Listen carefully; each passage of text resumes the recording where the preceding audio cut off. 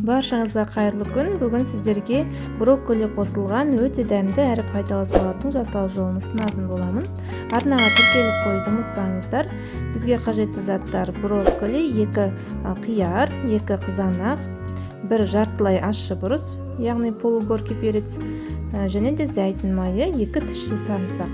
Алдымен қиярымызды осылай үлкендеу етіп турап аламыз. Өз қалауларыңызша салымға етіп те турауға болады. Одан кейін қызанақты турап аламыз.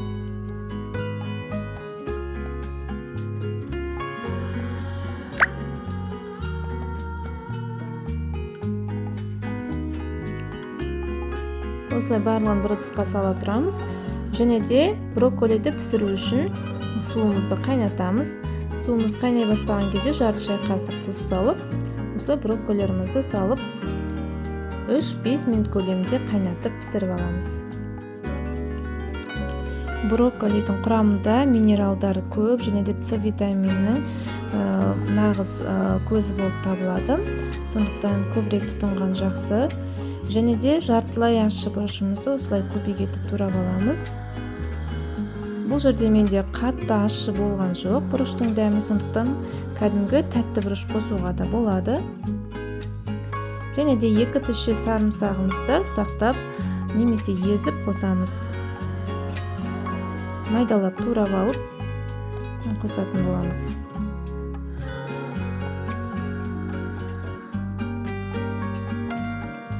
Осылай барлық көкөністерімізді дайындап алғаннан кейін ыдысқа салып, жаңағы пісіп тұрған брокколиларымызды сүзіп аламыз.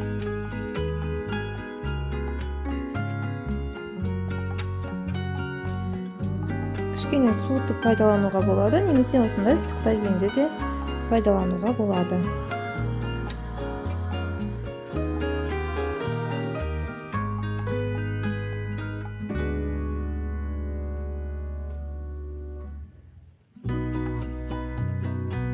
Осылай әдемілеп бөліп салатқа қосатын боламыз.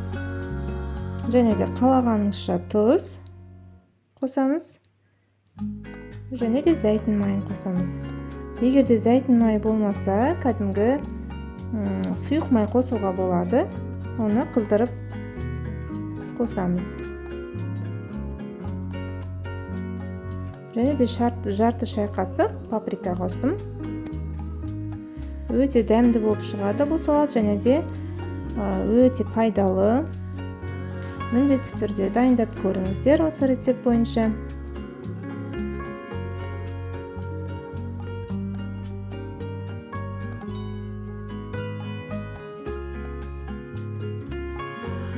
Арнадағы барлық рецепттерді қарай жүріңіздер, және де комментарий жазып, түсінбеген жерлеріңіз болса сұрап қойсаңыздар болады. Астарыңыз дәмді әрі берекелі болсын.